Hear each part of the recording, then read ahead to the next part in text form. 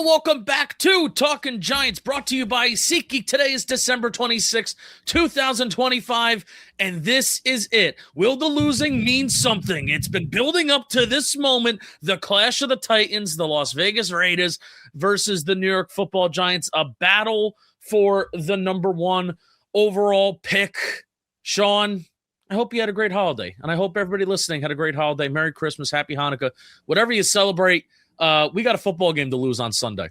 That's it. That's what it's all about. That's Santa's present under the tree. We're going to talk plenty about the number one pick. Although, Justin, I need to do something or I will not get through this full hour. Okay? Yes. I like to be transparent and honest with the audience. Justin and I are recording this on Christmas Eve, just so you know. Okay? Yeah. The reason I'm telling you that is I, in radio and podcasting world, have worked a lot of Christmas Eves and Christmases. I have. And I cannot do a full show, and it's the only show I'm doing on Christmas Eve, without uttering these words on a microphone, or I cannot mentally get through it. Happy Victor Cruz Day to all those that celebrate. Oh, now wow. You've already celebrated that by the time you're listening to this, so just understand that this is for me, and I hope that you have said that the same and wished you and yours a happy Victor Cruz Day. Big Blue VCR tweeted out December 23rd, 18 years since Ahmad Bradshaw ran in the snow of Buffalo and clinched us a playoff berth that year. 18 years. Insane. There are full-grown adults now that are going to college that basically were babies or not born when Ahmad Bradshaw did that. That's crazy. That's absolutely crazy. 18 years. Which means next week's 18 years since the Patriots' final regular season game. Oh, greatest football game I've ever seen.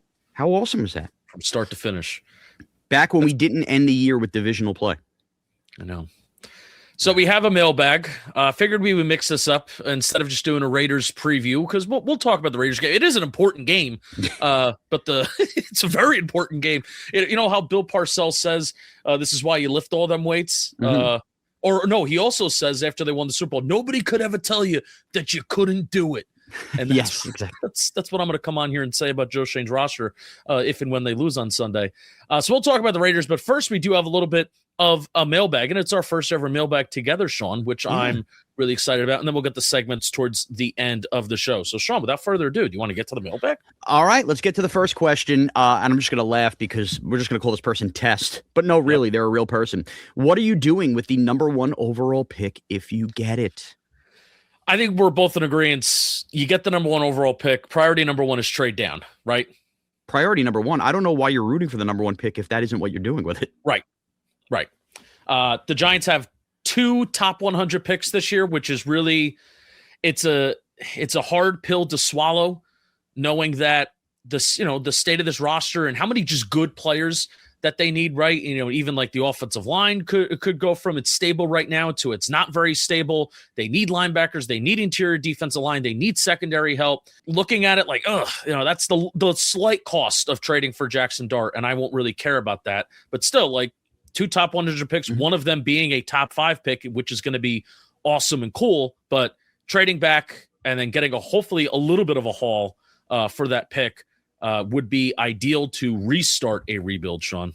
Yeah, and what's really cool about the idea of getting the number one overall pick, where in past years we were worried about drafting the quarterback, and I won't even entertain that conversation because it makes no sense about drafting one this year with the number one overall pick, is there are multiple teams with multiple first-round picks. So obviously we've talked a lot in New York about the New York Jets and the chest war or war chest they have of picks, right? The Rams acquired that Falcons pick, and who knows if they're looking to kind of look past Matt Stafford. You never know with a McVay team, and the Cleveland Browns as well. And then, of course, you're going to have a desperate Raider team that who knows what they're willing to give up. And Justin, I think this is why it's paramount to get the number one overall pick when you talk about all the holes and how this roster could get elevated quickly.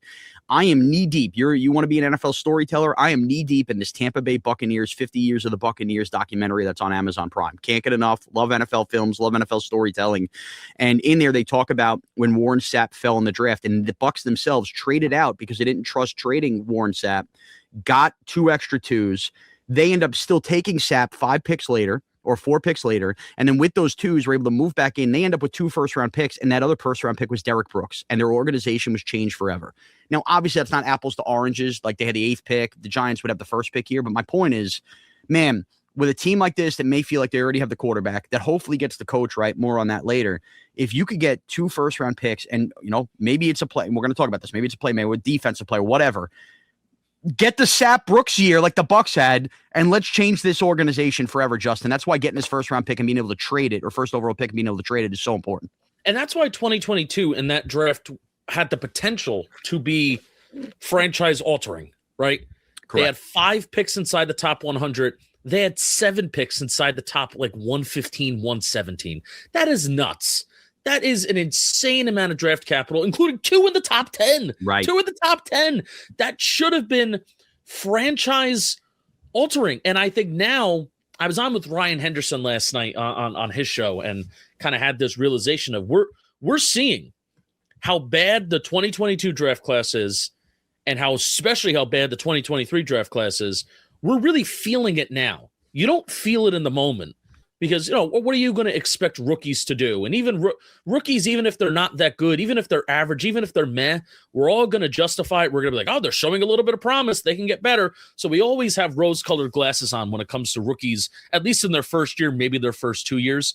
But now, right now in 2025, we are feeling the repercussions of having Josh Ozzuto at pick 67, of Evan Neal at pick 7, even like Wandale at 43 or 45, 30, whatever pick he was, not being like a really like big impact player that should have been in the middle of the second round. They actually traded back and got more capital in that draft class from trading back and getting Wandale Robinson. So that's why it's important. It's not necessarily about any of these players or the quarterback, like you mentioned, but like you said, I think that's a great example.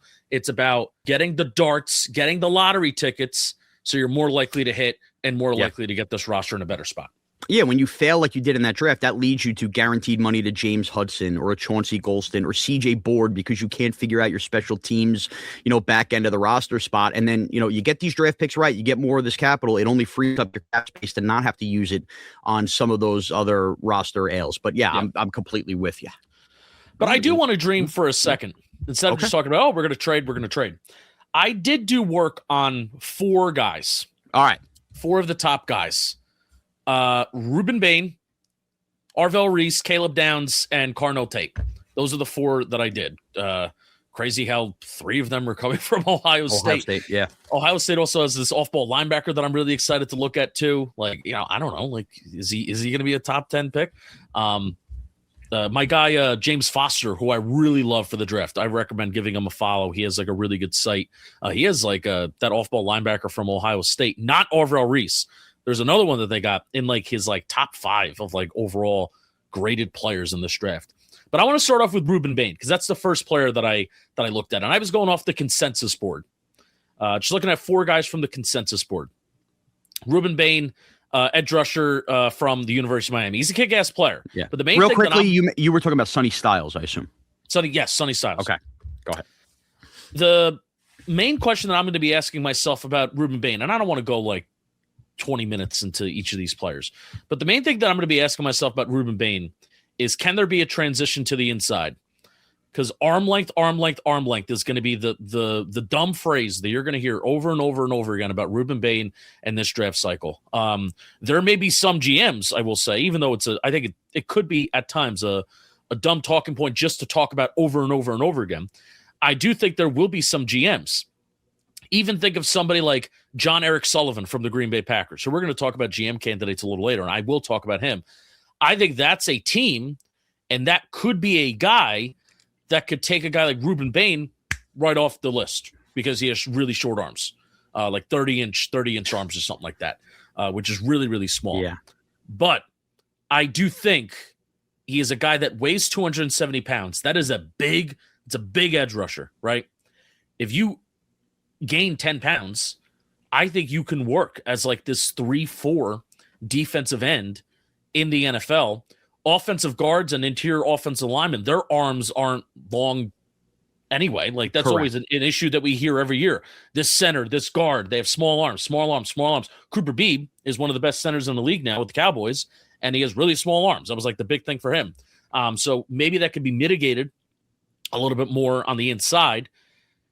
And he's got the athleticism to survive on the outside, but then he also has the power where I think he can survive on the inside. So Rueben Bain is interesting to me from Miami. Any kind of Any kind of thoughts on him?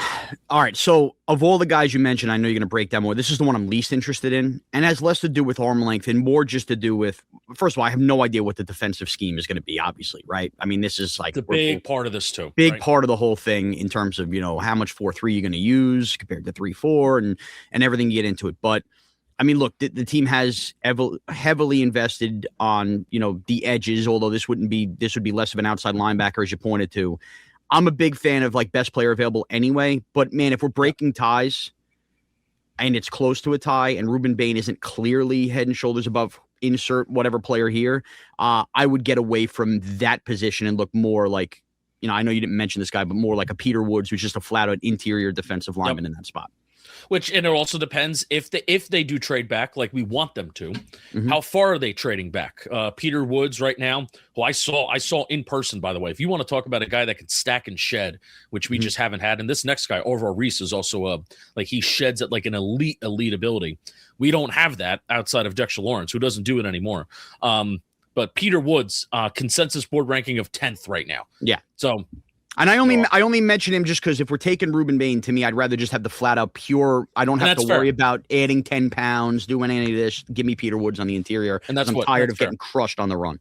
Another guy is Arvell Reese, the Ohio State edge rusher / off-ball linebacker. I think he's going to be an edge rusher in the NFL with like linebacker versatility. Yeah. Like you are seeing the Micah Parsons and the Abdul Carter type of players. I mean, he plays with his hair on fire, man. He's an insane tackler, has insane hit power. And the opposite of Rueben Bain, he has almost 34-inch arms, and he bench presses, man. He bench presses dudes, man. Stack and shed at an elite level. Like I said, we don't have stack and shed guys on this team anymore. I think that's one of the reasons why this run defense is so awful. We don't have stack and shed linebackers. We don't have stack and shed defensive linemen. But Arvell Reese can do that, and he could be a dude, and he could be a man. Good luck putting a tight end on him in either the run game or the pass game. Takes on pulling linemen and brings the pop even at 240 pounds. He almost reminds me, I don't know if you remember Byron Young from the University of Tennessee, and he's with the Rams right now. He's actually like a really good player for the Rams. He's gained weight with the Rams too. I think like 20 pounds. Like he even looks bigger. I looked at a picture of him the other day. He looks bigger. But he was really thin at Tennessee, and I even saw him down at the Senior Bowl. And Arvell Reese kind of reminds me of him from the standpoint of they're really light, but they play with like this. They play like they think that they're 260, 270 pounds with the power and the tenacity at which they play. They're not afraid of going to the bull rush. That's what I saw from Byron Young, and that's what I also see a little bit out of Arvell Reese. The positionless thing always scares me. Yeah, Isaiah Simmons. Yes, because in the NFL, and I was very proud of myself. I was much younger, and that was the 2020 draft, and it was 5 years ago. I was like, you got to pick a position in the NFL. I saw right through that. I'm like, you pick a position because this whole hybrid thing isn't going to work in the NFL, especially when you're talking about taking a guy in the top 10 and not like day 2 or day 3, right? Where you can take more chances or take more swings. So I'm fascinated by Arvell Reese. I mean, him and Abdul Carter feels like you should never have a QB break containment and scramble for big gains like ever. He uses his hands well. He's freaky athletic, but he's light, but he doesn't play like that weight. So I'm fascinated by Arvell Reese. Yeah, I think that pound for pound, this is the second best player in the draft, at least in my early eyes and watching a lot of Ohio State, more of those guys in a little bit. But I'd be completely with it. And this would be the opposite of what I just felt like with Rueben Bain, because you talk about, the positionless stuff, and you think he's ultimately an edge rusher. He's a better edge rusher than Rueben Bain, so I wouldn't be scared off on taking that. Plus, you have to realize you're not just drafting for next year. You're drafting, in theory, what you're supposed to be doing is drafting for the next 5 years, and then you worry about 5 years beyond that. Brian Burns, by the end of that contract will be done. You know what I mean? Yep. By the end of the rookie deal. So there's nothing wrong with just stacking a menacing defensive front. I've also seen a lot of Leo Chanel comparisons, which, thinking of the way that Kansas City uses Leo Chanel, I know they're like different body types. Chanel I think he's just like a flat out bigger dude. But even thinking, you watch Kansas City and you see Chanel a lot as kind of on the end, like going up against tackles and playing stuff that way. So I could see that role, and that seeing that player comp could get me even a little bit more on board, even though I think Reese is just more of an athletic freak. Yeah, he's an athletic more explosive. No Caleb Downs. Best player in the draft for me, but go on. I think this is a fascinating conversation considering the position he plays. But Shaun, go back to 2022. Kyle Hamilton, right? Mm-hmm. You know, Kyle Hamilton went 14th to the Baltimore Ravens that year. Would the Panthers prefer Khem Ekwonu or Kyle Hamilton? Kyle Hamilton. Would the Giants prefer Kayvon Thibodeau and Evan Neal or Kyle Hamilton? Kyle Hamilton. I think that kind of, I think you could see where I'm going with this. Don't let who's on your roster stop you from drafting the best player in the draft. Tyler Nubin doesn't stop you. Yeah. You paid Javon Holland, and that's fine. Tyler Nubin's draft pick does not stop you from taking the best player in the draft. In fact, a good defensive coordinator and a good defensive hire allows you to get all three on the field. Think 2011 Giants with Deion Grant. Yes, and that could transition Tyler Nubin to more of like an in the box role. I even think Javon Holland can do that, because if you want to honestly, like the three guys that put these three guys together, I still have this little belief that Tyler Nubin can make plays on the football. Like I don't. I'm not giving up on him from his game. No. He's looked better since Shane Bowen got fired. A lot of the in the box stuff. I know you're talking about the plays on the football. I'm not giving up on any of those guys. All I'm simply saying is neither of them are good enough for me to pass on Caleb Downs if he's there. That's smartest player on the field. He's been dominating the last 3 years, last two at Ohio State, and dating back to his freshman year at Alabama. There's even good games and good film there. 3 different defensive coordinators in 3 years too, which I think is really significant. This isn't a guy that has just sat in one system. I know everybody's potential to bust. To me, I think Caleb Downs presents. I'm least likely to bust is the wrong word, but I think he's bust proof. I think even if he's not Troy Polamalu, I think that he's just going to be a really good football. I cannot see Caleb Downs failing in the NFL for all the reasons you brought up. And that's important for the Giants because they can't afford misses here. This is kind of a joke, kind of not. Smart, tough, dependable. Oh, you roll your eyes. I know, man, but it really shows up in the run game. He creates negative plays, and I think more importantly for his position and for his role, saves countless touchdowns as the last defense on defense, right? Once runners get to the secondary level, plus he's a reliable and good tackler. I wish he wasn't so much. I call it ankle diving when you're kind of just diving for ankles. But he's also really, really good at it. And there are certainly plays where he shows the pop and physicality, uses his shoulder and wraps up too, isn't solely relying on being an ankle diver. The Oregon game, he makes some really nice plays in man coverage and as a run defender, showcasing toughness and kind of a little bit of finesse to get the job done. Great timing when playing the ball at the catch point, understands route concepts. Again, the smartest guy in the field and where QBs may be going with the ball. Check out, there's a play that leads to an Ohio State interception against Purdue where he gets a pass deflection on a backside dig where the quarterback is looking one way, he's looking to his right, and then he's coming back to the backside. And as soon as Caleb Downs kind of senses where the play is going and where the quarterback's eyes may be going, the guy's open, but he pounces on that football, makes a play, ball goes in the air. It's an interception for Ohio State. So if Caleb Downs even recognizes that play from the start, let's just say, and he leaves the middle of the field, that's not an interception because then he wouldn't be open. But the fact that he lets the play kind of develop, sees where the quarterback's progressions may be going, that it leads up as an interception for Ohio State. It's instinctual. That's it. Yes. Can't teach that. I need to watch him more because I want to see him in coverage more when he is tested. And I've seen some people talk about how that is maybe a slight critique that he wasn't tested all that much in coverage at Ohio State. And I kind of would maybe like to have him have a little bit more ball production to take him top 10, but that doesn't mean he's not worth it, Shaun. Yeah, but you also wonder how much of that is just Big Ten quarterbacks and offenses just designing things to get the hell away from him. Yeah. All right, the last one is going to be Carnell Tate. And I'll be quick with this because it's time to start thinking too hard about this. If an Ohio State receiver looks good, he'll probably be good at the NFL level. I agree. Right? I agree. And just like these other good Ohio State receivers, you watch Carnell Tate and he glides. Like JSN, watched him not like this great athlete, kind of he got open. He was a route runner. He was so precise. But they all glide. That's what they all look like when they play at Ohio State. Never looks like he's working too hard to win. 6'3", almost 200 pounds. Has the ability to make contested catches, but also knows how to get open. makes insane adjustments to the ball midair, uses those long 33-inch arms to his advantage. He was 12 out of 14 on contested catches this year, fourth in the nation in yards per route run this year, not just the 2026 draft class. So it's even very enticing to, you know what, let's create our own Jamar Chase and T. Higgins, have these guys on their rookie contracts for the next 3 years, and let's have a ball. That's even enticing too. Yeah, and he catches the ball. I'm tired of, obviously, insert whoever here. I'm not even going to pile on Darius Slayton, but the drops. Justin, I'm just going to throw one more personally at you. If the Giants do get the number 1 pick, like obviously we'll get to this after the Raider game, right? And then they do eventually get the trade back and they get 2 firsts. Let's say it's with the Jets or the Browns. I would rather go defense first with a guy like Reese or a guy like Downs. And then with that back half, whether it's the Colts pick or the Jaguars pick that either the Browns or Jets have if they're the teams trading up, I love, just keep this name in the hopper, love KJ Concepcion, the wide receiver from Texas A&M, who's going to be later in the first round. He is like Deebo Samuel and Wan'Dale Robinson and JSN mated to me. I think they made a cyborg baby. KJ Concepcion, look into him if you've never heard of him. He is awesome on Texas A&M, and I think he'd actually be the perfect complement.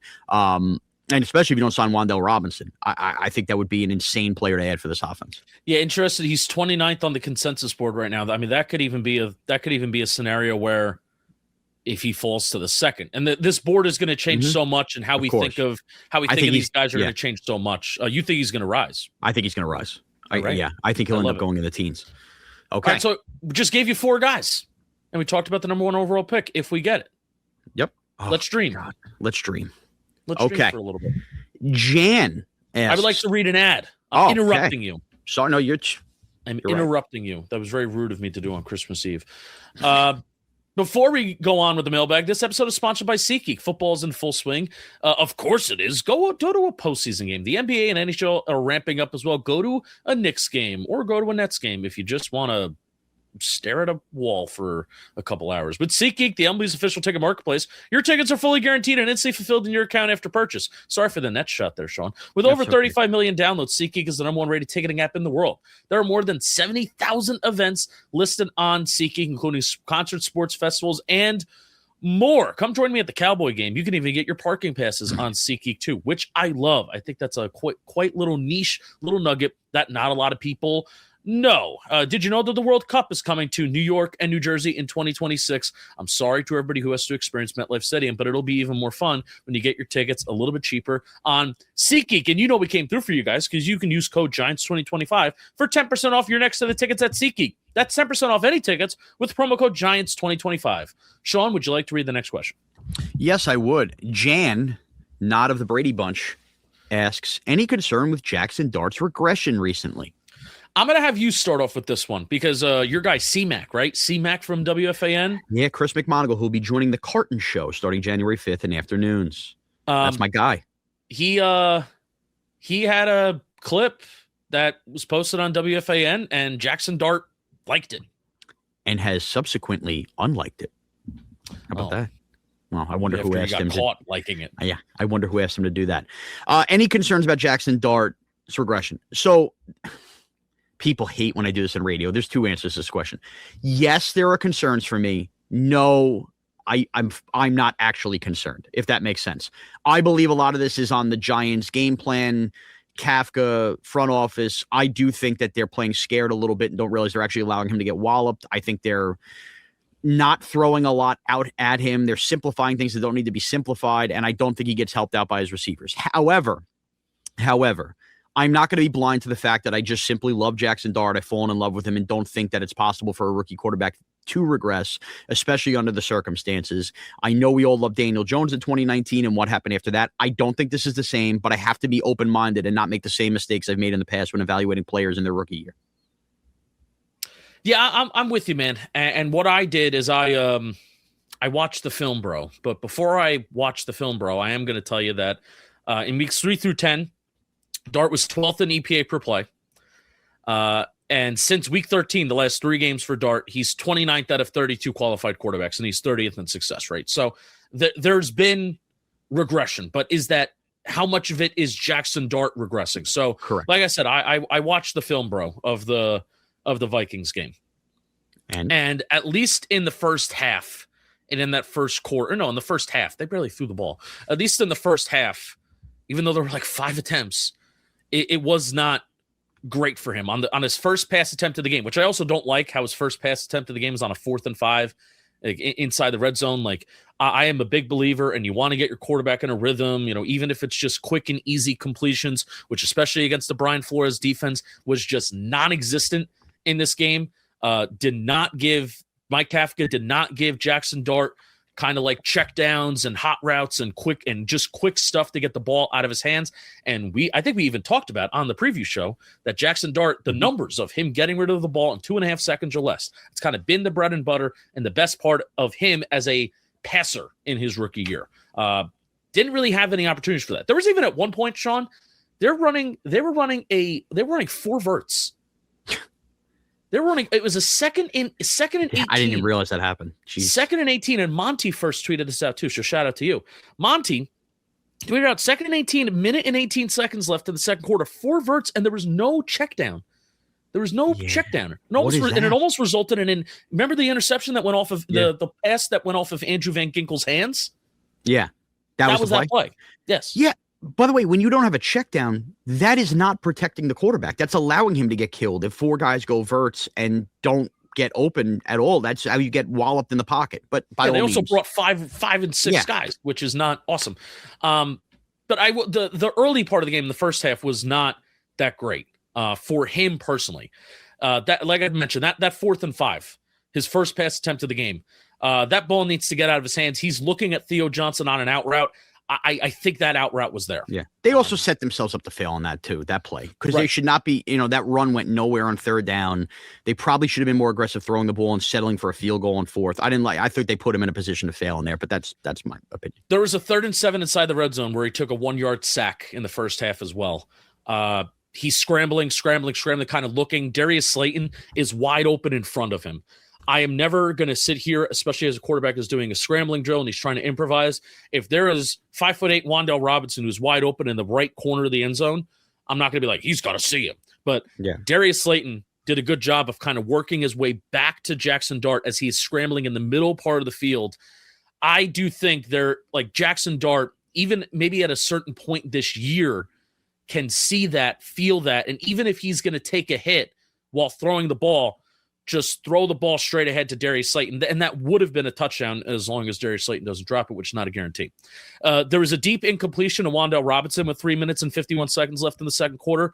There's an argument to be had that maybe you don't want Dart to throw that ball to Wan'Dale as a fade like he did, but more towards the goalpost, which would ultimately lead him away from the safety who was closer to the sideline. Also, maybe try and put a little bit more velocity, put that ball on a rope more with not so much air, but also Wan'Dale Robinson being 5'8" and 175 pounds hurts that he can't hold on to the ball and catch the ball while taking a big hit. A bigger target probably holds on to that ball. I feel like all 3 of those things can be true. And then ultimately the next play is the Theo Johnson interception that came on a 3rd and 15, which really hurts on a 3rd and 15 particularly. The second half, like that was all kind of like Dart specific stuff, like 3 plays in the first half where he only had like 5 passing attempts, not counting the sacks.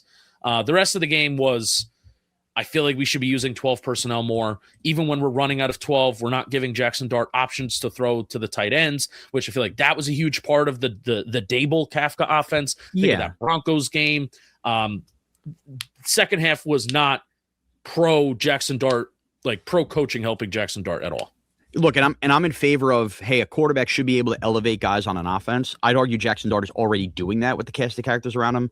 You need playmakers when you face a guy like Brian Flores. There's a reason he feasts on rookie quarterbacks and bad offenses, and the good teams pick him apart. The Giants have 0 playmakers right now. 0. Yeah. And that doesn't help the quarterback out whatsoever.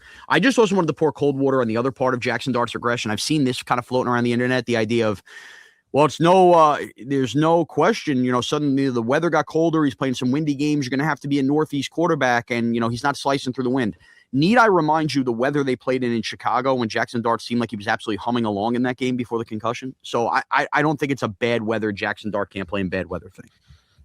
Yeah, and also talk time and time again on this show. I've tweeted about it, how money he's been on 3rd down. Like, just nails, like at certain points, not anymore. at certain points, like number 1 in the NFL in EPA per play and like in success rate on third down. And what that kind of tells you, quarterback being so good on third down, you're facing a lot of third and longs, and you're not good on first and second down. And that's always a little bit of a worry to me. I consider that as like a good Jaxson Dart thing, but bad team thing. This rushing offense still is like, I think it's okay. I think it's decent. This offensive line is not a kick-ass offensive line. Therefore, I do not think that they're going to be a huge advantage running the ball on first and second down. And this was even the case with Cam Skattebo. It was better. It was better. And Cam Skattebo would get yards after contact like it's crazy, right? Right. Skattebo would wear down a defense more than the O-line would. Yeah. But it doesn't change the fact that on first and second down on early downs, they're not a well-functioning unit. That it was Jaxson Dart on third down, either with his legs or making throws on third down, that would be the main source of offense, especially between weeks 3 to 10 when he was healthy, when he was active, and when Brian Daboll was here. So there's also that this, especially right now, they are not giving him the tools to be successful on early downs, and simply getting 3 yards, all these 3rd and 7s. Let me go through the third down passing, the third down and distances where Jaxson Dart attempted a pass. You had the 4th and 5, not ideal. 3rd and 7, not ideal. 3rd and 15, not ideal. 2nd and 18 and 3rd and 18, not ideal. 3rd and 9, not ideal. 2nd and 10 and 3rd and 16, not ideal. 2nd and 16 and 3rd and 16, not ideal. That was Jaxson Dart's passing attempts. And then there was a 3rd and 3 and a 4th and 3 with 2 minutes left in the fourth quarter. That was it. That's not a healthy offense. And if the game plan almost felt like, let's get Jaxson Dart to third down to throw the ball, third and long specifically, and you're dead. If you're facing third and longs against Brian Flores' defense, you're just flat out dead. So it doesn't matter who the quarterback is. And just keep this in mind too, the final 2 games of the year, Jaxson Dart began his career versus the Chargers the same week Andrew Thomas returned. He's now going to have to play that role of Andrew Thomas less offense, which has not been great for Giant quarterbacks. Not been great. Okay. It'll be better with Marcus Bowe. Yes, that's true. It's not James Hudson. I agree. All right, before we get back to the show, I got to talk about Shopify, because today's show is brought to you by Shopify. It's the best place to start and grow a business, which is why we partner with them here at John Boy Media. John Boy Media has relaunched our merch store on Shopify and our new /line site, and it was a dream. We brought the ideas, and Shopify brought the execution. As you're shopping our new launch, check out what Shopify can do for you. Life really is a touchdown when you have Shopify on your side. Shopify Sidekick, Shopify Magic, and the suite of AI tools, or total game changer. It's revolutionizing the way you can build and manage a business, which is why you'll have your own AI assistant guiding you on everything. Directions, reports, editing images, content ideas. Shopify's got your next move covered. If you're ready to take that business idea from a draft to a reality, it's time to head over to shopify.com/giants. Shopify is a perfect partner for any business roster, so make sure that they're on yours today. Now back to the show. Okay, Justin, as I'm reading this, I see a next with a parentheses and then a question that is not having to do with the next. Which would you like to talk about? I would like to talk about what's our plan to set in place to fix this team. Okay, good. So this from Kyle. What's y'all's ideal plan to set in place to fix this team? Thank you, Kyle. Which is opening the door. I would like to talk about GM and head coaching candidates. Gotcha. That's where I was confused. Okay. So I wanted a little bit of a reminder. Mm-hmm. And I'm also entering this conversation, by the way. I am entering this conversation thinking that Joe Schoen's going to be fired. Okay. I guess we can have that further conversation next week. Hopefully more rumors will come out. Hopefully we'll get a better feel about what's happening, especially if they lose again and they tie their franchise record that they set last year of 10 losses in a row. Joe Schoen loves setting records that are bad. I have real fears that he's not fired, but there's no point in us spending 10 minutes on all right. That next week. I agree. I don't want to argue that right now because I want him fired. I have my concerns that he won't be. Yeah, that's all. Next week. The New York Giants interviewed 9 candidates for general manager in 2022 because honestly, I want to start there because the sheer number of names that you could go, there's a ton of different directions that you can go. And it's like a little bit overwhelming when you really kind of look at all the different names and all the different guys that could be like in the running for or promising as a general manager, right? So they interviewed 9 candidates, including Joe Schoen, in 2020. I have the list. Joe Schoen, okay. Adam Peters, and Rand Carthon from the San Francisco 49ers. Mm-hmm. Peters now got that job in Washington. Yeah. Ironically enough, I want to say this about Rand Carthon. He eventually got hired by the Tennessee Titans from 2023, 2024 as the GM. He got fired. Yeah. He recently was interviewed on the Giants Huddle podcast. Why? So I don't, just as an interview, like, oh, former GM and former NFL running back. So he interviewed for the GM job. Plus he just interviewed on the Giants Huddle podcast like a couple months ago. So what do you think? He's back in the building for something? Keep that in mind. I don't know. It was just interesting. That wouldn't exactly be an exciting GM hire if that's what you're getting at. Ryan Poles of the Kansas City Chiefs, who obviously went to the Chicago Bears, the Giants did want to hire him as the assistant general manager with Joe Schoen if he did not get that job with the Chicago Bears. Joe Ortiz with the Baltimore Ravens, who is now obviously with the Chargers. Monty Ossenfort and Ryan Cowden of the Tennessee Titans. Ryan Cowden, funny enough, was with Joe Schoen as like a special assistant, and now he is with the New England Patriots in a higher role. I think he could be interviewed again. And Quentin Harris and Adrian Wilson of the Arizona Cardinals, which I don't know fully what they're up to. Yeah, I don't either. Adrian Wilson started to become a hot name in 2022. I don't know what happened to him. No, also the Cardinals faded off, which is partially the issue. Justin, yeah. Okay, I was just going to say real quickly, like, I don't know if you have names lined up or whatever. I do. It's not okay. I was just going to say, don't look at like when you look at the Bills, okay, they got Josh Allen. When you look at Chiefs guys, they got Patrick Mahomes.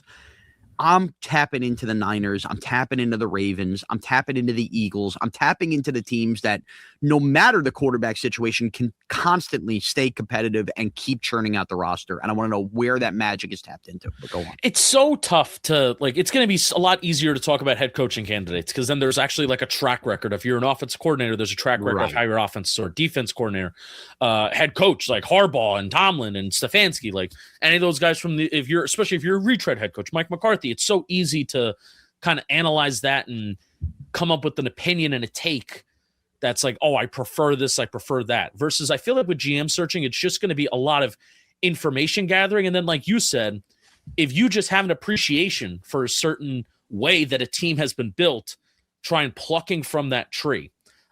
So with that in mind, you mentioned the Ravens, you mentioned the 49ers.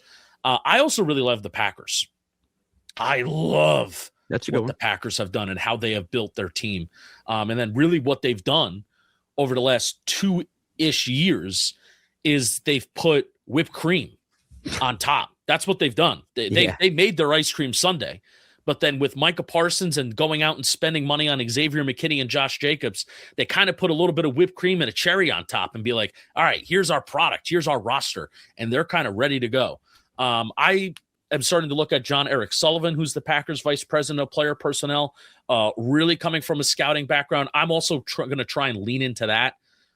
Like my preference for GM is I want an evaluator. We looked at Joe Schoen, and Joe Schoen, we at the time viewed him as he is a guy that's going to run an operation. Because at the time, we were like, oh, well, Gettleman had a scouting background, but he didn't know how to run an operation. He didn't know how to sign free agents. I'm now going back to the opposite way.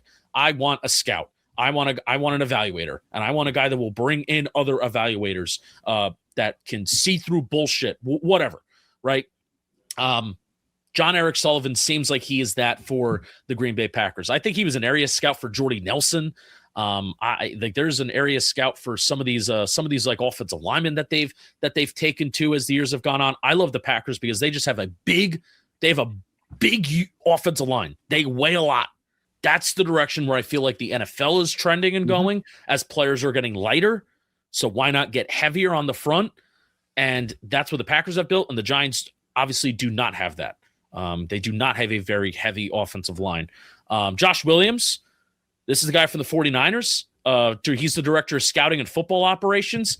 I think he was an area scout for possibly Kittle, maybe even Deebo Samuel as well. Oh, there's stories that he was like an area scout as he was kind of coming up through the organization with those guys.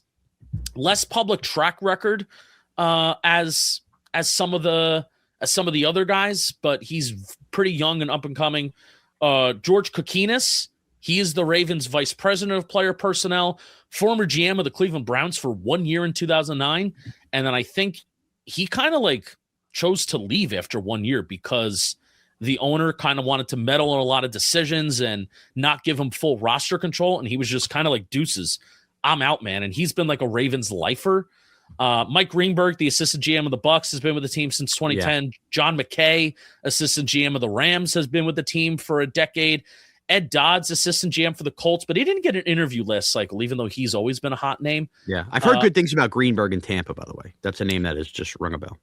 Nolan Teasley, assistant GM of the Seahawks, came up from the scouting early levels of the Seahawks. And it's interesting, if you're going to look at, somebody from the Seahawks, then you're talking about a Klim Kubiak possibly, coming up with them. If you're looking at a John McKay, then you're possibly looking at a Chris Shula, possibly being even a package similar to Dable and Shane. I don't know if they would want to do that again, but yeah, I mean, it also ties into now you're just bringing all those guys. What if you get a total control guy like John Harbaugh if he becomes available and he kind of, then that changes everything.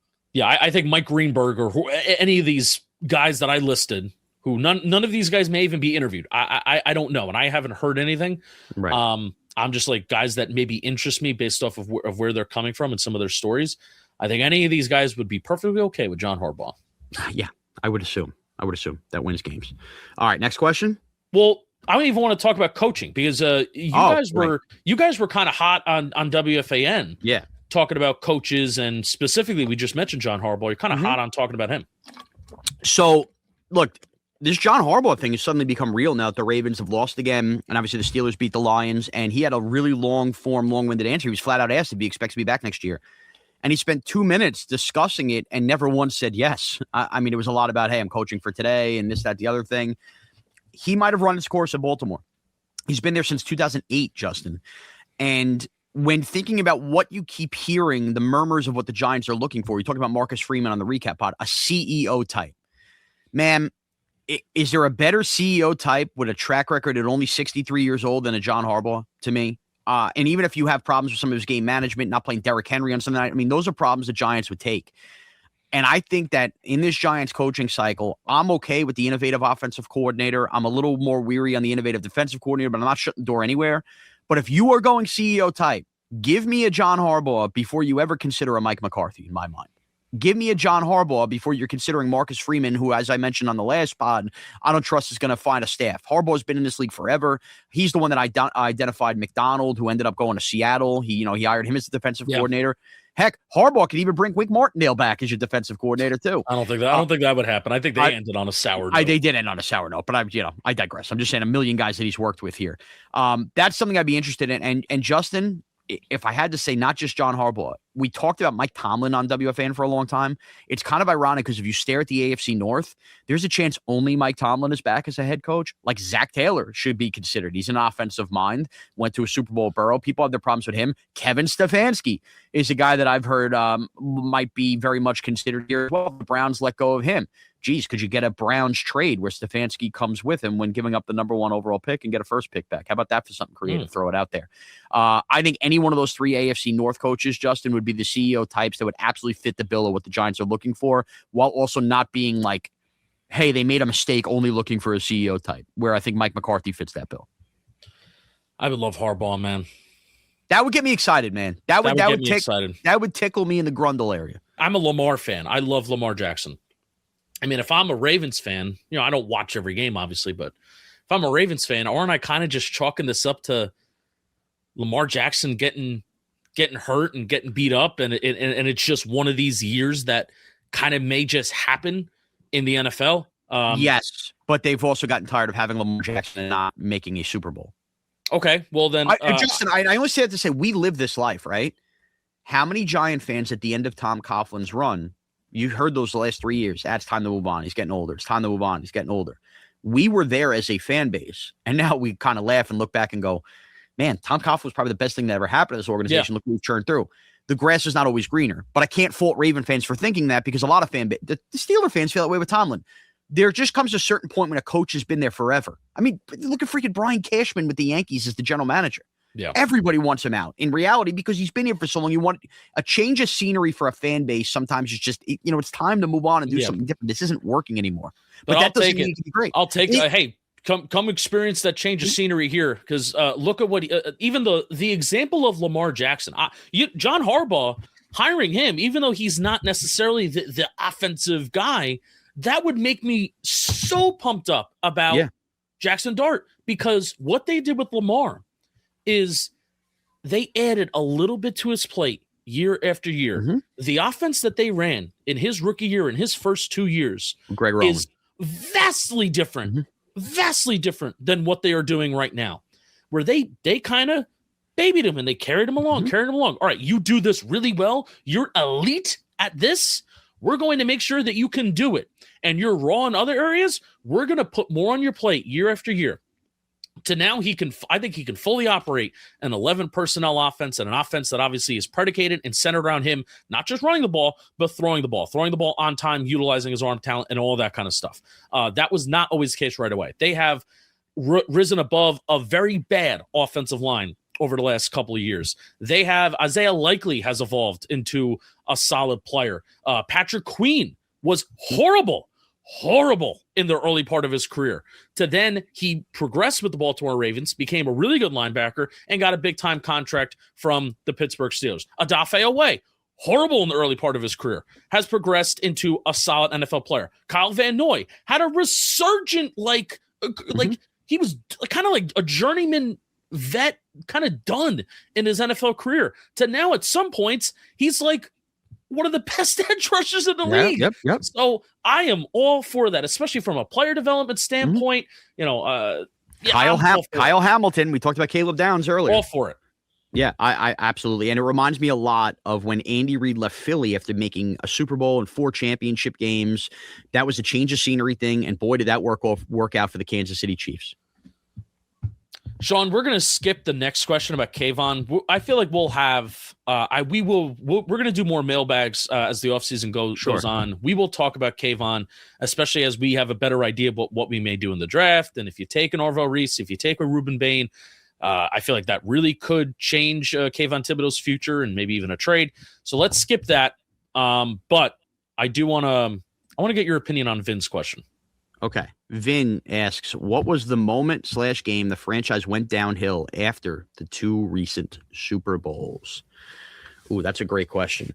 For me, the first thing that jumps to mind has to be Carolina 2015, even though they made the playoffs in 2016, because that was the whole Odell Beckham is just like a loose cannon, Josh Norman, and that was really the end of Tom Coughlin. So I just mentioned the Coughlin thing. I think the moment Coughlin's reign ended, where maybe you could have squeezed 2-3 extra years out of him with the Eli stuff, I think it started to go downhill from there, even though they invested and had that big bump up in 2016. And there's been a million problems after that. I point to the Buck game in 2017 when Brandon Marshall crumbles on the ground and you realize their last-ditch effort to kind of get Eli back in track was a bad one too. But I'm always going to remember that Carolina game 2015. And I think we thought the Giants were on the come again. But I think in hindsight, when you look back, that kind of ended Coughlin forever and thus set in motion what we've been in since. I love that 2015. That's one of my favorite games that I've ever been to, that 2015 game against Panthers. A lot of fun around this time of year. A lot of time. Yeah. But 2007, 38-35. Did you ever hear my conspiracy theory? 2007, 38-35 versus the Pats. You faced the MVP. They went on to win the Super Bowl. 2011, 38-35. They lost to the Packers. They played Rodgers, MVP. Went on to win the Super Bowl. That game convinced me, by the way. The Giants were 500 at the time. I think they were 6-6 after the game. 38-35. They lost to the number 1 seed Carolina Panthers. They lost to MVP Cam Newton. I thought they were going to go on and win the Super Bowl after that game, because I'm like, it's fate. It's every 4 years. And it did not happen. My opinion on this is drafting Saquon Barkley. Okay, well, it's not a game. Wasn't the question a game? It's a moment. It's a moment. Damn, that's a better answer then. You're right. Moment/game. You're right. Go take it. That's a better answer. And the whole thing, what we said at the start of the show, they could have gotten a haul, even more of a haul, because that was actually a quarterback draft that was like desirable. Could have got a haul and probably still got Saquon Barkley. Maybe. Or even Quentin. Anyway. Yeah. Like the Bradley haul Chubb. that who did the Jets trade? Did they trade with the Colts? The Jets traded with the Colts ahead of the draft to go to 3. That's how much everybody knew Gettleman was not taking a quarterback. Like the Jets made that trade a month earlier, knowing the Giants could simply trade or take their quarterback, and they knew they weren't. Think about that. How insane that is. And I don't even think if the Giants trade back, I don't think they're going to get anything close to that in a trade back. No, probably not. No. A lot of good it did the Jets, but I digress. Because this is not a very big, quarterback class. So yeah, one of my worst fears is, I know we're really running long. One of my worst fears, Shaun, is that remember 2022 where the NFL just collectively said we're just not going to take quarterback because we don't think these quarterbacks are good. That was the Kenny Pickett year, yeah. The Malik Willis, yes. Yep. Spencer Rattler. There was somebody else. Yeah.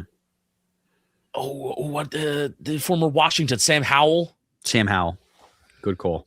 That was the year that the NFL just collectively was like, nope, we're just not taking quarterback. I'm hoping that is also not this year.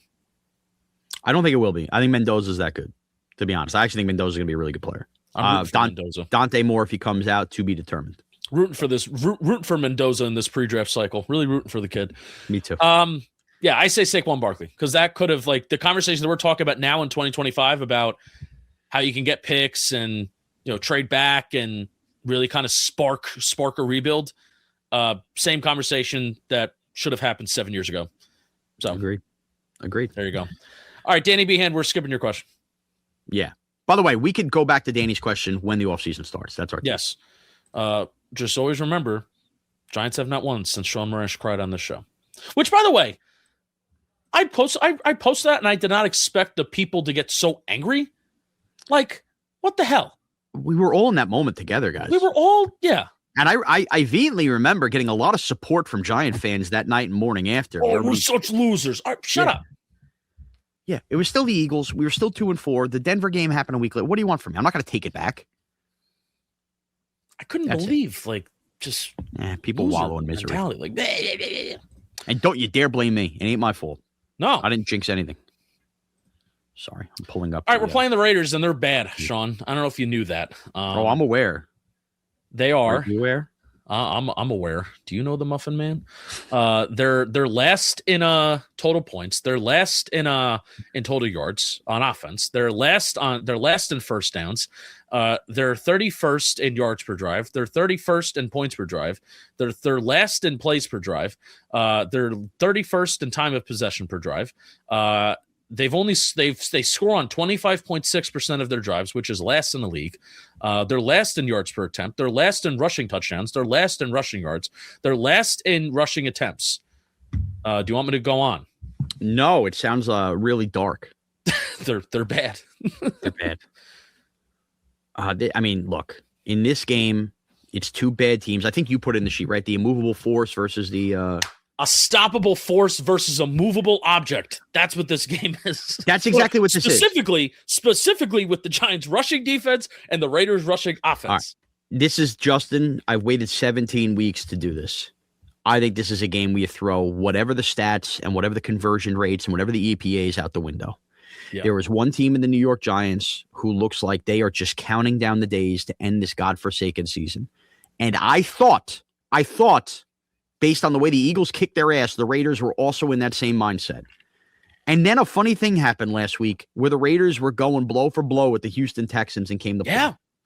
And then Max Crosby addressed the media on Tuesday, basically saying he doesn't give a quote unquote bleep about the draft picks. He's going out there to like raise hell. And the difference in these final two games for the Raiders compared to the New York Giants is the Giants have an interim head coach who's a dead man walking, who has failed miserably since taking over.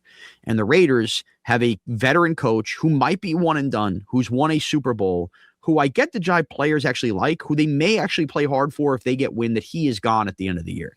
I don't think this is a game where stats and statistically what's gone on matters. Also, we could throw all the Giants' offensive stats out the window. The only ones that matter are when Kafka's taken over, and that's looked completely awful. And now Andrew Thomas is out. So I actually think none of that matters, to be frank.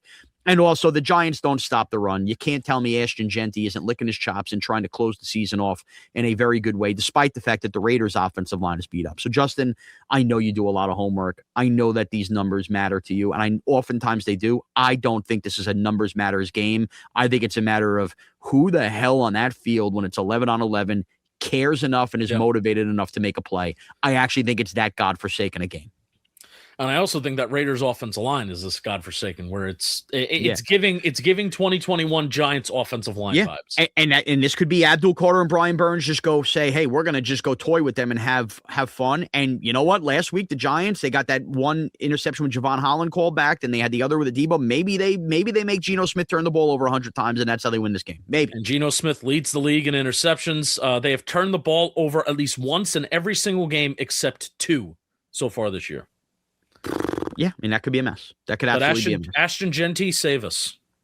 Well, if you're the Raiders, if you're Pete Carroll and you're the Raiders, let's just put ourselves in the Raiders' mind. Forget the draft picks and all that stuff. Pete Carroll, you're an old man. You don't care about the draft. Maybe you do. Maybe you care about drafting Fernando Mendoza. You think you're going to keep the job.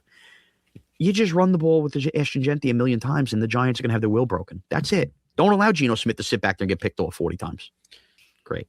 Let's go Raiders. Let's go Raiders. Let's go Ashton Genty, save us all. Yeah. Yes. That's my perspective on it. Ashton Genty, same amount of catches as my guy Trey Tucker on my fantasy team. Same amount of touchdowns, too. This is receiving, by the way. That's insane. Yeah, Genty. Listen, you draft a running back in the first round. Let's go for it. Here. I'm playing I have a big third place game. I can get my money back for the second year in fantasy football. And you have Tucker and Genty? Tucker's on my bench.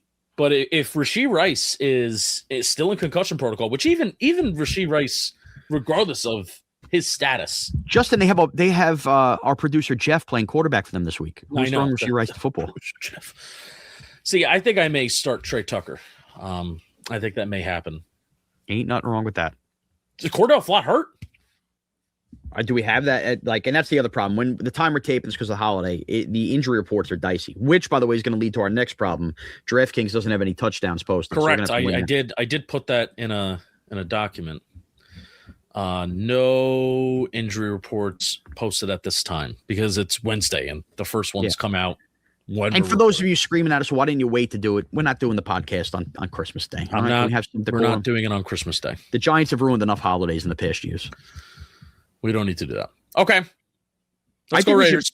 All right, spread picks and the touchdown draft are brought to you by the DraftKings Sportsbook. Holiday football has arrived with the DraftKings Sportsbook, an official sports betting partner of the NFL. The unexpected can turn game day into payday. And don't forget, DraftKings has your back with early exit. If your player goes down in the first half, you will still get paid in cash. And here's the best part. New customers bet just $5. And if your bet wins, you'll get $200 in bonus bets instantly. So download DraftKings Sportsbook app and use code JMFootball. That's code JMFootball. Bet $5 and get $200 in bonus bets if your bet wins instantly. In partnership with DraftKings, the crown is yours. Now back to the show.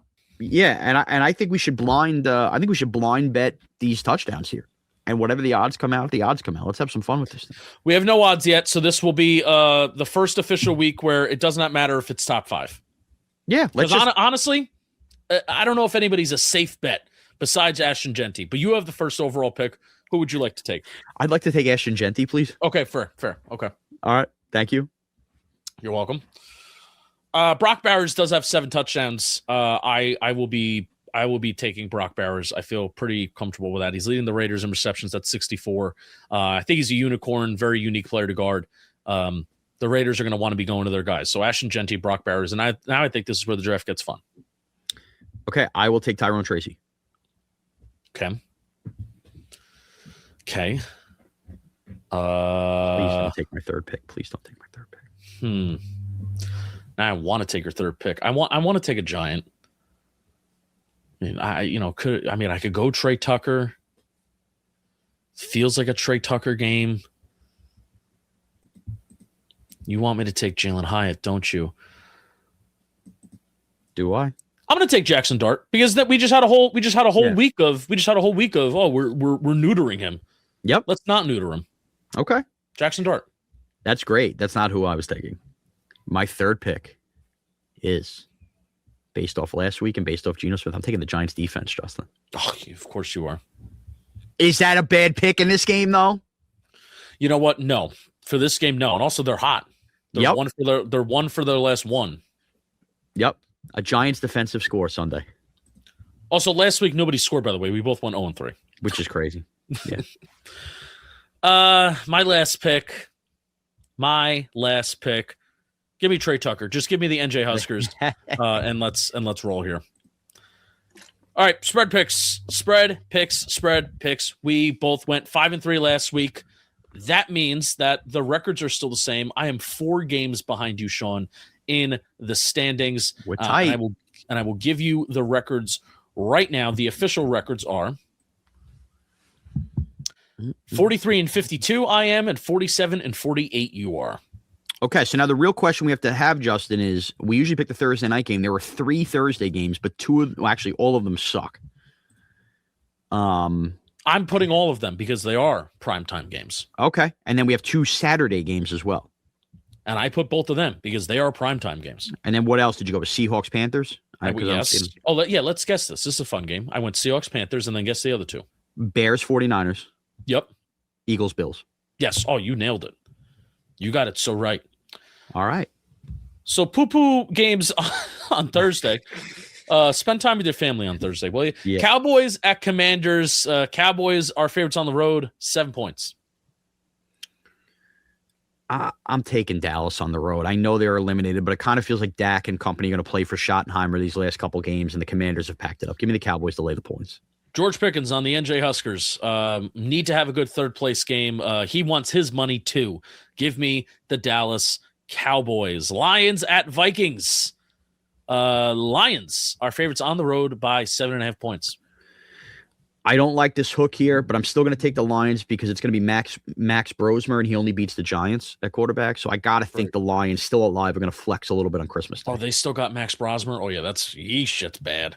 Yeah, McCarthy hairline fracture on his hand. Okay, yeah, so give me the Lions because if it was any other human being besides Max Brosmer, I may take Brian Flores to cover here, not the Vikings. But yeah, give me the Lions. Broncos at Chiefs. Oh my goodness gracious. One of the biggest spreads we've seen so far this year. Broncos getting 13.5 points. No, Broncos giving 13.5. Giving 13.5 points. I'm really imagine telling everybody in September the Broncos are laying 13.5 in Arrowhead on Christmas night. What the hell would we think? That being said, I have never heard of the South Dakota State quarterback the Chiefs have playing. But there's no way Christmas is going to go with 3 blowouts. I'm taking the Chiefs plus the points. I'm going, this would be very Broncos of them to keep this game close and then even be somehow trailing in the fourth quarter. I don't think I can do it, though. I think I'm going Broncos because this Chiefs offense is just really, really, they can't run the ball. And especially if Rashee Rice is going to be out, that's like any kind of answer that they have in like the short intermediate part of the field. So give me the Bronx, man. Let's go Bronx. Okay. A little bit more fun on Saturday. I agree. Ironically enough, I will be at the Ranger Islander game at UBS Arena and miss both of these games, which of course, because they're 2 good NFL games. Texas at Chargers. Chargers are home favorites by 2.5 points. I'm cutting you off. Well, hold on. What spread do you have? I'm live on DraftKings right now. It's 1.5. Oh, well, then it changed. It changed. Okay, let's go 1.5 then. It changed when I took screenshots of this morning. Okay. 1.5. This is Chargers 1.5. Mm-hmm. Give me the Texans. Love that defense. Love that pass rush. They're going to get at least 1 playoff victory here. Maybe even 2 because they're that damn good. Well, if they're going to New England, that could be a funky game. Give me the Texans, though, as well. I just think the Chargers O-line that's still beat up. This is going to be a tough defensive front for them to handle. Ravens at Packers. Packers -3 at home. You want to go? Yeah, I'll go. Lamar out. Even with Malik, even if let's just say Malik Willis is like, I'm going Packers because I actually think there's like part of me that thinks they could be somewhat more efficient because they just like fully commit to the run and they fully commit to like a different type of Matt LaFleur offense when Jordan Love isn't in there, even though Jordan Love is still good. Give me the Packers -3. I'm on the Packers -3 as well. I think the Ravens are officially dead. Wave the flag. All right, I'm going to have you go first for this because I do not know what to think of the Carolina Panthers. Carolina's at home getting 7, man. Getting 7. They play the Bucs next week. I'm not sure Carolina wins this game. Seattle going there. But that is a lot of points. And Carolina has risen to the occasion seemingly every time they play the good teams. And then they have these weird puzzling losses. Right. They're a better team at home. Just like my early feel is Carolina is going to ultimately win the South. And they might have like a beast quake kind of moment with Rico Dowdle in that like wild card Saturday game at 4:30 where they like ruin somebody's season. I'm going to take Carolina getting the points here. I'm not sure they win the game, but I think 7's a big number for Seattle to go lay early game here, Christmas week, eye off the ball. Give me Carolina. I'm going to agree with you. 7's a lot. It's a lot of points. I don't know what to fully I haven't watched Carolina a lot this year, so this may be a game that I'm going to try and lock into before 4 o'clock on Sunday. Give me Carolina. Fun story. The good news is for us Giant fans, there's only 2 4 o'clock games, us and then the Eagles-Bills game. So, which is that our next game? Eagles-Bills. Perfect. Bills are at home getting 1.5 points. They're giving 1.5. I'll never get it. Never get it. You want to go? Bills. I'm taking the Bills too. Jake Elliott has the yips right now. I think that could come into play in Buffalo. Is this the last game at Orchard Park too, by the way? I hope not. I should know. It feels that. like they could be home. No, are they going to? They can't because they're going to win division. Now, if they're not, if they're the 5, there's always a chance. You know what I mean? Yeah. And I don't know if they're home week 18. I should know that. But even if they're, we're going to be closing up the stadium. You cover New York sports for WFAN. How do you not know this? Because I don't cover Toronto sports. Bills laying a point and a half. 49ers, Bears 49ers. 49ers are home and they are favorites by 3 points. This is like 2 fun teams that are kind of like rootable right now. They are. I don't hate either. I like the 49ers. Good. Take them because I'm on the Bears now. I'm done not believing in the Bears. All right, then I'm going 49ers, even though their defense is a little fraudulent. Their defense is a little questionable. So is the Bears, though. Like the Bears defense a little bit too. I have to admit, the Bears could become a team I put my Bear hat on in the playoffs and root for. I didn't think I'd get there. I went in Kansas City because I did some videos for DraftKings, and one of the questions that they want people to ask is if and when the Chiefs are eliminated, and they are, who are you rooting for? And the number of people that said the Bears. Like everybody said the Bears. It just looked good, man. Last Saturday when they're playing the Packers and it's cold weather, it's playoff time, and the Bears are relevant. I want us to get back to that way with the Giants, but it looked right seeing those Bears uniforms with the C on the helmet going, oh yeah, the Bears should be good. Like the NFL's better when the Bears are good. All right, Giants versus Raiders prediction, score prediction. Shaun? Raiders are 1.5 point favorites. Justin, the Giants aren't going to make this easy on us. No. But I just don't know how they tackle Ashton Genty. I do think they're going to have a pick 6 in this game. I think this game's going to be nuts, actually. Like, I actually think it's going to be bonkers nuts, back and forth. I think the Giants lose this game 41-38. I think it's nuts. I think it's absolutely nuts. Because why wouldn't it be? This isn't going to be 13-6 with the first pick on the line. Same final score as Super Bowl 46. 21-17. Okay. Who? Raiders. All right. So we need it, man. We wake up Monday, more presents under the tree going, oh my God, we lose to Dallas. We're done. We need it. And by the way, if you're getting mad at us for wanting them to lose now, I would like them to win in September and October more. Yeah, okay? I agree. And how do you win in September and October attitude. More? You win in September and October more by hiring the right head coach and getting a boatload of draft picks for the number 1 overall pick. How about that? Yes. All right. Let's go, Giants. We will see you. It'll be Sunday night. If you're on the East Coast. So right. We'll see you then. Let's go, Giants? ?